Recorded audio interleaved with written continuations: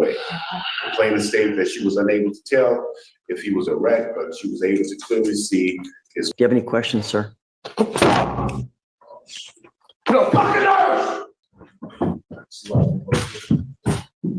All right, guys. Today we've got a truly wild court hearing involving a sovereign citizen facing charges of indecent exposure after allegedly touching himself in public while staring at a woman. Things spiral out of control almost immediately, and the way he reacts in court is completely chaotic. His lawyer looks incredibly uncomfortable, and honestly you can practically see the regret on her face, like she's questioning every decision that led to representing him.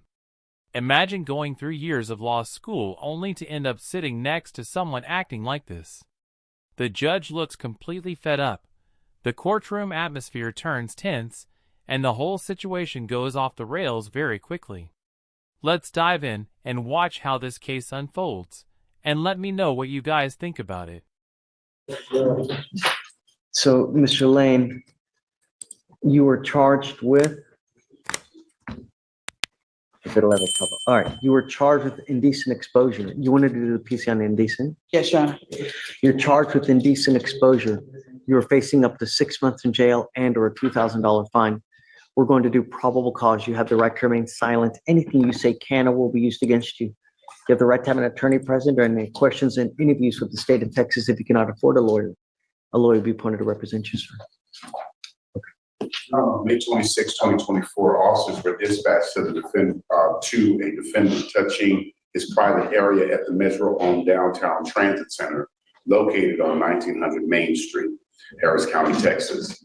The officer was advised by Metro Dispatch that the complainant called and stated that the defendant was exposing himself to her. The complainant told officers that the defendant was a black male in a blue hoodie and boarded a Metro bus, and then ultimately pointed the bus that he had boarded. Matching the description, and complainant witness confirmed that that was the same person. Complainant stated that the defendant followed her from across the street, pulled out his penis, and started exposing it to her and looking at her.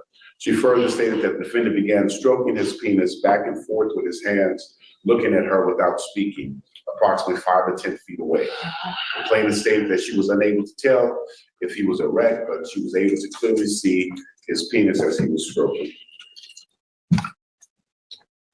Your Honor, after speaking with my client, the officers approached two males. I have to wait on body cam to see what the other male looked like, but my client's saying that wasn't him. He just. I mean, I don't know. I think that there's probable cause to go forward now. Mr. Lane.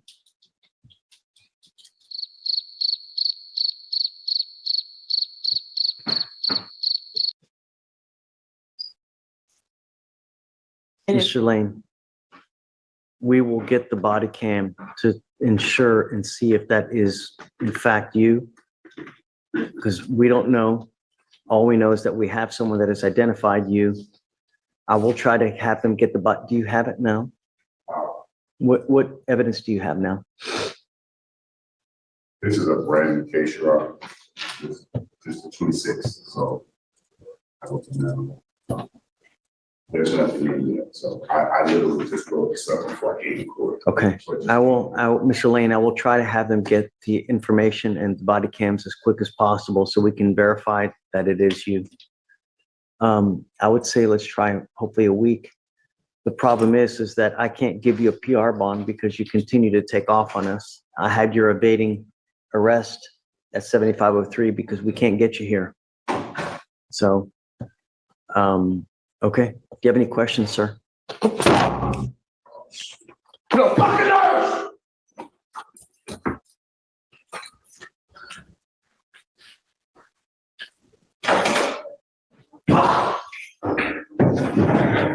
Hey, hit the button, please. Yes.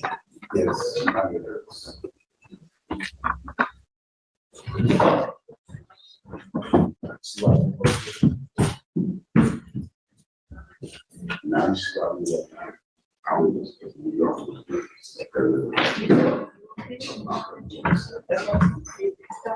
Not the best time for me. I don't know if it was necessarily him.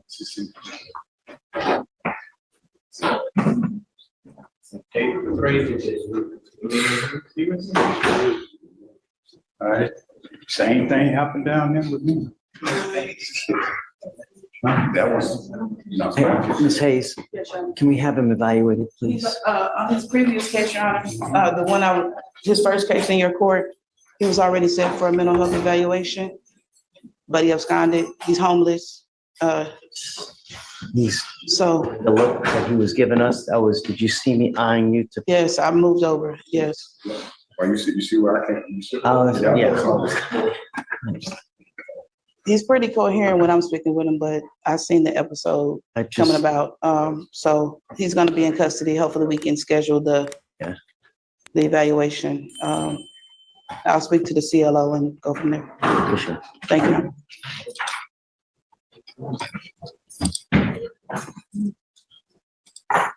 That was one of the wildest scenes I've seen in a courtroom in a long time. The guy walked in presumed innocent, but after that meltdown it felt like he was practically sentencing himself. He was slamming his head on the table like he just realized his free trial had expired. Honestly, if nothing else, it exposed a serious lack of self-control. And I've got to give some credit to the attorney too.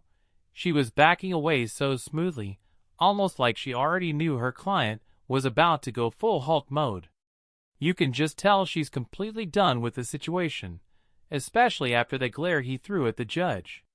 She's probably already mentally drafting the email that says she can no longer represent him. Anyway, let's move on to the next court hearing and watch the judge absolutely shut things down when people keep talking over her while she's trying to call the cases. To your client while we're on the record. How do you know we're on the record? Because I call the style of the case. I keep saying that. And what I keep saying is, I don't understand when we're not on the record, everybody just sits there and don't talk to anybody. And the minute we get on the record, that's when everybody wants to have a conversation. I have patience in my pocket, but slowly but surely that patience is going to wear out. Everyone who's on the trial docket, if you are on the trial docket, you need to have the court coordinator or the clerk pull your file so I can let you know when you can be back here for trial, because we're not going to do this thing where everybody is rushing up here at 12 o'clock when we're actually taking our lunch at 12, because the prosecutors need a break at 12. The staff needs a break at 12. The court reporter who's been taking down everything that everyone's been saying needs their break. The probation officer needs their break. And do not approach the coordinator or the clerk when we're on the record. Again, how do you know we're on the record? Because I call the style of the case. Now, I hope everybody... I've actually never seen Judge Boyd react like that before, so it was definitely strange to see her snap like that. But honestly, I completely understand where she's coming from. Imagine trying to maintain order in a courtroom while every lawyer rushes up at once like it's Black Friday at Walmart, all while you're just trying to keep the schedule moving and maybe make it to lunch on time. Judges have to maintain control over their courtrooms, and under Rule 3.5 of the American Bar Association's model rules, lawyers aren't even supposed to disrupt proceedings like that, so it makes sense that she shut things down quickly.